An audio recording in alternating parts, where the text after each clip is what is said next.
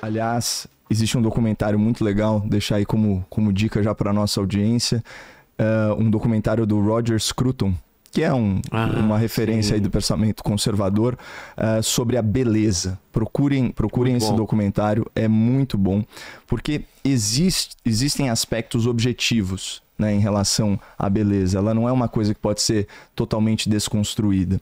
Então, assim, cores, padrões, ainda que seja uma arte abstrata, existe aquilo que é belo, objetivamente, e aquilo que simplesmente não é. E existe hoje em dia, com a pós-modernidade, uma tentativa de desconstrução de todos os paradigmas. Mas a verdade é a seguinte, né? E a gente viu isso, por exemplo, para trazer para a nossa realidade assim, cotidiana, a gente viu isso, eu acredito, né, Léo, na abertura das Olimpíadas, que as pessoas foram colocadas diante de uma estética, né, mais absurda, mais exótica. Causar um choque, né? Para causar um choque, exatamente. Que não... E agora no encerramento também, não sei se você chegou a ver. Não, no encerramento eu não acompanhei. Também. Você vê, acho que me senti desestimulado a ver o encerramento em razão da abertura. O que você acha que... Qual foi o intuito, você acha? Não, ali é o seguinte, eles sequestraram um evento da humanidade para a promoção de agendas políticas. E isso, assim, as mais óbvias são as pautas identitárias que são relacionadas com o progressismo. Então, aquela história de você... enfim, de você ficar impondo uma performances erotizadas. O que isso tem a ver com celebração do esporte?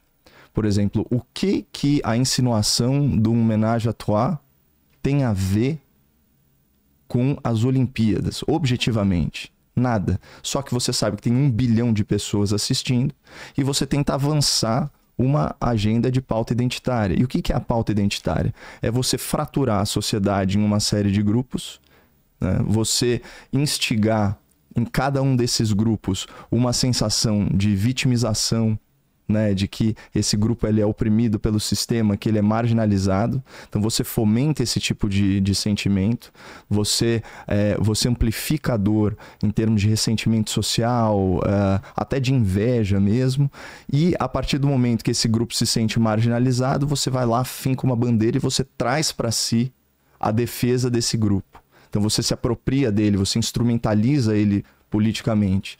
Então, interessa você fica dono dele. Exatamente. Coloca uma coleira.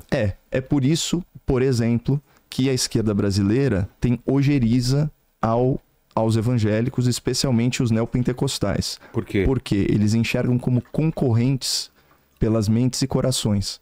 Mas é estranho, porque pelos números, no governo Lula foi, se você for ver os números, foi onde mais cresceu o grupo evangélico, né? Era para eles terem se apropriado do movimento, se for pensar assim.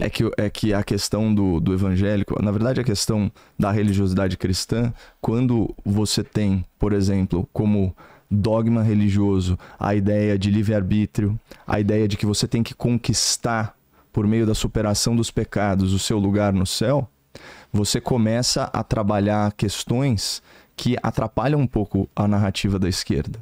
Né, de que você na verdade é um oprimido, que injusto é o sistema, que você não pode fazer nada se não houver uma grande reforma estrutural da sociedade, etc. e tal.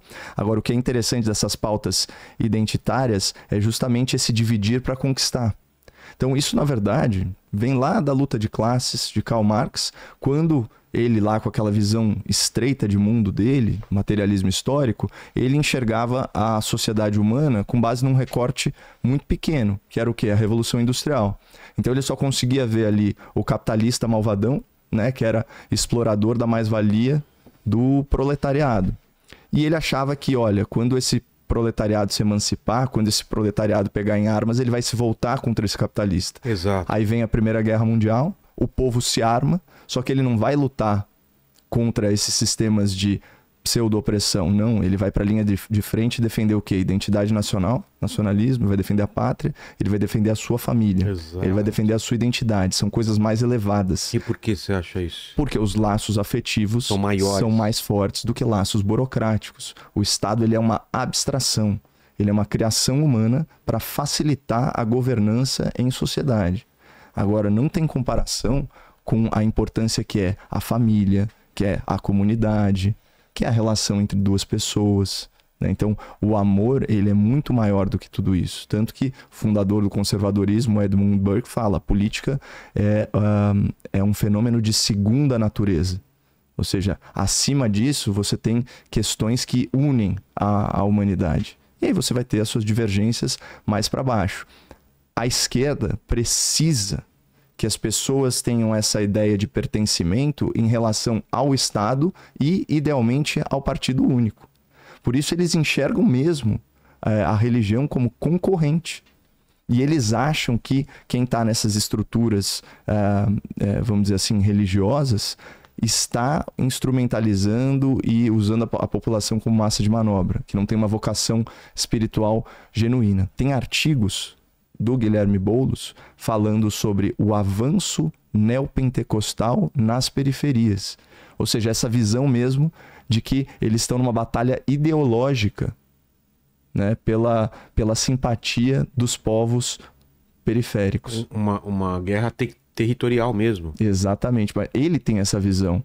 Na verdade, quem está imbuído aí do espírito evangelizador está preocupado em pregar a palavra de Cristo. Agora, uma pessoa que louva a Deus tem muito mais dificuldade de exaltar o Estado e os seus representantes. Até porque Jesus de Nazaré, ele de certa forma estabelece a máxima do Estado laico quando ele diz: a César o que é de César, a Deus o que é de Deus. Então, quando ele faz essa separação, e quando ele é instado a se manifestar politicamente, ele se recusa, porque ele fala: o meu reino é outro. Ele coloca o Estado o quê? Na segunda natureza, em segundo plano. E isso é absolutamente avesso ao interesse de quem quer usar o Estado para interferir mais na sociedade. Porque ele quer que o Estado seja visto como aquela grande autoridade. Pensa, todas as grandes autoridades, as grandes lideranças autoritárias, interventoras, eles sempre maximizam a importância da sua instituição e dos seus membros. Então, ofender o membro daquela instituição é como se você estivesse ofendendo a própria instituição e ofendendo a democracia e o tal Estado democrático de direito. Assim, numa situação hipotética, falar mal de um juiz é como falar mal de um tribunal, que é como falar mal da justiça, que é como atacar a própria democracia. Por quê? Se você não estabelecer essa crença na cabeça das pessoas, o sistema ele colapsa, né? Então, que bom que existe essa competição por corações e mentes. De um lado você tem as pessoas pregando a filosofia da mente mais avançada que já pisou na Terra, e do outro você tem essas coisas que o tempo vai varrer e vão se tornar um rodapé na história. Mas você me trouxe